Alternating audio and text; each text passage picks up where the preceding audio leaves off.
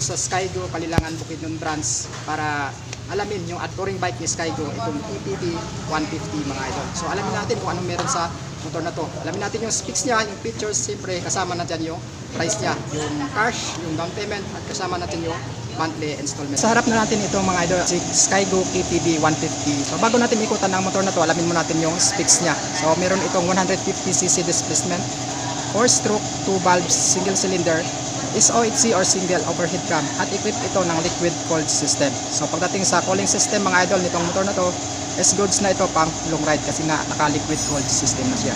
Fuel injected na. So pagdating sa fuel average consumption, okay na siya mga idol. Meron itong average fuel consumption na umabot ng around 40 km per liter. Tapos may tank capacity ito na umabot ng 11 liters. So ang motor na to is may lakas na umabot ng 12.1 horsepower sa kada 8,500 RPM.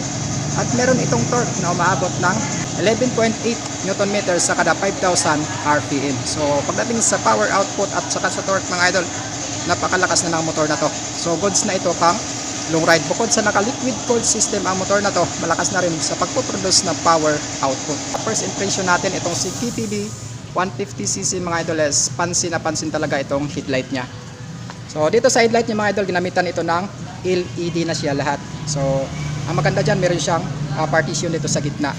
Tapos yung high beam nito is nasa sa ilalim, tapos yung low beam niya dito sa taas. Meron na rin siyang windshield ito sa taas mga tutikoy, protection sa hangin. Pagbaba mo dito, makikita mo na kaagad yung telescopic fork suspension niya. So makapal na rin siya. Tapos may color combination ito mga idol na blue at saka black. So alanganin naman ito sa matte black at alanganin din sa glossy blue. Tapos pagdating natin dito sa fender niya mga idol, may kulay siya na blue din. So hindi rin natin masasabi na ito ay glossy or matte, nasa gitna lang siya mga idol. Tapos meron siyang black dito sa ilalim. Sa gulong niya, ginamitan ito ng 100 by 80 by 14. So size 14 ang gulong niya mga. Naka-tubeless na ito mga idol, kaya goods ito sa long ride, hindi basta-basta mapa-flat. Dating naman sa braking system niya mga idol is ginamitan ito ng disc brake dito sa harapan. Tapos dito sa gilid niya is nakalagay lang yung decals niya na simple blue. Tapos may LGC FI or fuel injection. Tapos dito may carbon finish dito sa ilalim banda mga idol. Tapos pagbaba mo dito, dito naman yung apakan ng paa mo or footrest. Tapos naka goma na rin siya mga tudikoy. Tapos dito sa simple niya, sa gilid niya simple lang yung decals niya. So kulay blue pahaba hanggang dun sa dulo.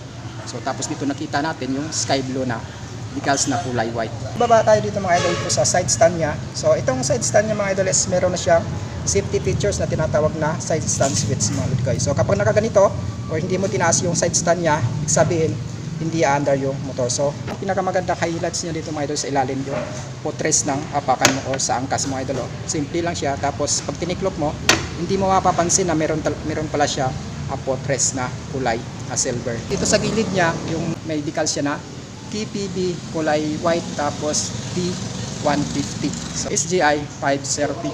Pagdating naman dito sa ilalim ng mga idol, boss, ang nakalagay lang dito is Skygo NVD. Ang maganda dito mga idol, na tulad sa ibang scooter mga idol, ito yung pagkagawa niya dito na naka-carbon finish din siya. Tapos may division siya na dalawa. Tapos pagdating naman sa grabber niya, ito silver siya. Parang sungay lang na. Dito sa likuran niya mga idol, ito yung taillight niya, na rin, may partition na rin, di katulad sa iba na buo dito. Itong EPB is may partition siya mga idol dito sa kabila at saka kanan. At ang good thing nito mga idol is naka LED na rin siya. LED rin yung niya, yung taillight niya sa likuran. Tapos yung fender niya mga idol, ito plastic siya, tapos yung lagyan ng plate number is solid din na bakal, tapos naka-reflectorize na rin siya. Sa gulong niya mga idol is may dagdag siya na fender dito, protection sa sa mga putik na tatalsik dito sa tataas. Pati dito sa ilalim may dagdag na fender na rin siya para proteksyon na hindi tatalsikan ng dumi dito sa loob. At ginamitan din ito mga idol ng shock suspension dito sa likod. Kulay red. Tapos ang ganda ng bakal na ginamit dito, naka-silver siya. Tapos ito naman yung cooling system niya, naka-liquid cooled na siya. Pagdating naman dito sa muffler niya, is maganda na rin siya ng heat guard mga idol, buo. So hindi basta-basta mapapaso yung paa mo dito kapag sumampa ka. Sa gulong niya sa likod is may sukat na 120 by 70 by 14 ay naka-tubeless. So goods ito sa pang long ride. Tapos ang braking system niya naman sa likod, yes, ganun din, naka-disc brake. Tapos dito sa gilid niya, ganun pa rin, same sa kabila.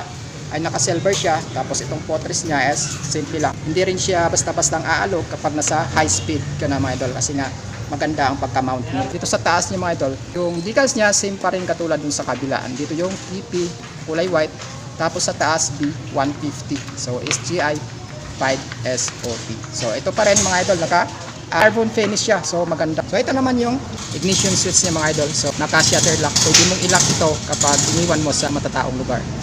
Tapos ito siya mga idol, naka B, naka silver, or maganda siya pagkagawa. Tapos dito naman mga idol, bubuksan lang natin to. Ayan. Ito yung maganda sa KTB 150 mga idol. Meron siyang bulsa sa loob.